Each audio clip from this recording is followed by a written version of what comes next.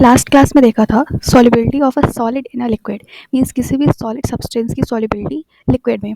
अब हम पढ़ेंगे 1.3.2 solubility of a gas in a liquid means अब किसी गैस की सॉल्युबिलिटी हम पढ़ेंगे लिक्विड में। बहुत सारी गैसेस डिजॉल्व होती हैं पानी में। लिक्विड मतलब पानी, वाटर या फिर कोई लिक्विड सब्सटेंस। तो many gas dissolve in water, बहुत सारी गैसेस पानी में डिजॉल्व होती हैं।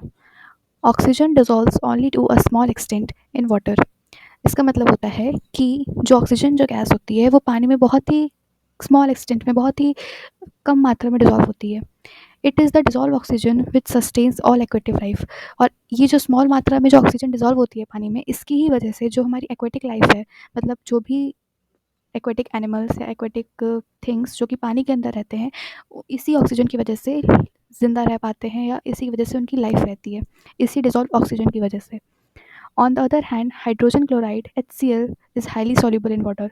वहीं दूसरी तरफ जो हाइड्रोजन क्लोराइड होता है यानी कि HCl, वो बहुत ही ज़्यादा सॉल्युबल होता है पानी में।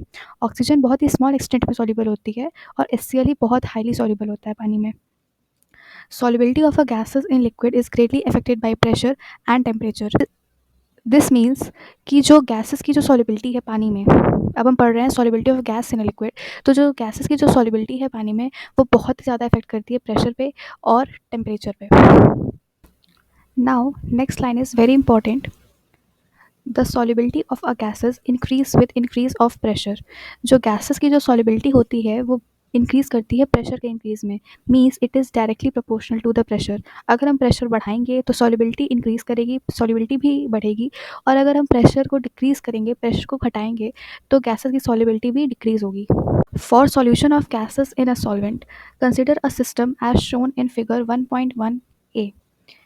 अगर हमें ये देखना है कि किसी भी गैस की सॉल्युबिलिटी किसी भी सॉल्वेंट में या हम कहें लिक्विड सॉल्वेंट में, तो हम एक सिस्टम कंसिडर करते हैं जो कि दिया गया है 1.1 ये यानी कि इस वाले फिगर में।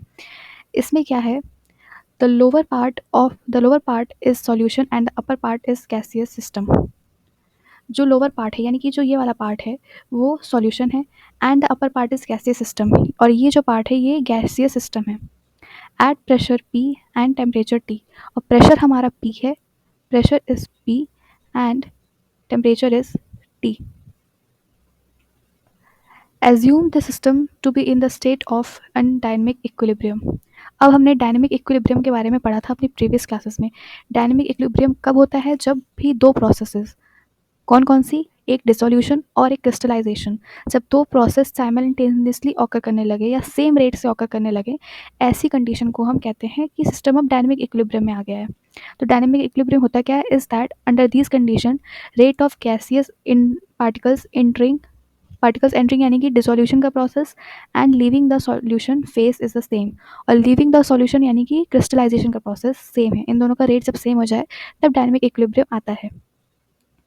Now increase the pressure over the solution phase by compressing the gas to a smaller volume. Figure 1.1b।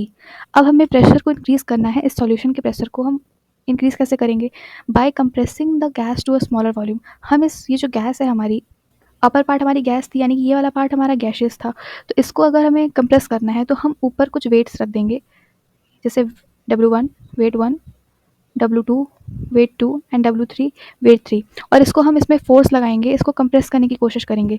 जब हम ऊपर वेट रखेंगे और कंप्रेस करने की कोशिश करेंगे तो ये जो पिस्टन है हमारा ये नीचे आएगा। जब नीचे आएगा तो इस पर फोर्स लगेगा और ये कंप्रेस होगा। This will increase the number of gaseous particles per unit volume over the solution and also the rate at which the gaseous particles are striking the surface of solution to enter it.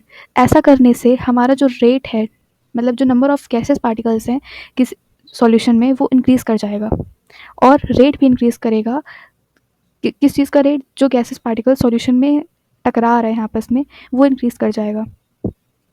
The solubility of the gas will increase until a new equilibrium is reached, resulting in an increase in the pressure of the gas above the solution and thus its solubility increase. ऐसा करने से, जब हम wait रखेंगे और इसको compress करेंगे, ऐसा करने से ओवरऑल इसका प्रेशर इंक्रीज़ होगा गैस का। ये ऊपर हमारा गैसेस मिक्सचर था, तो ऐसा करने से हमारा गैस का प्रेशर इंक्रीज़ होगा, जिससे कि जब प्रेशर इंक्रीज़ होगा तो जिससे कि हमारी सॉल्युबिलिटी भी इंक्रीज़ हो जाएगी, क्योंकि हमने ऊपर ऑलरेडी पढ़ चुके हैं कि जो सॉल्युबिलिटी है गैसेस की वो इंक्रीज़ करती है इंक्रीज़ ऑफ प्रेशर से।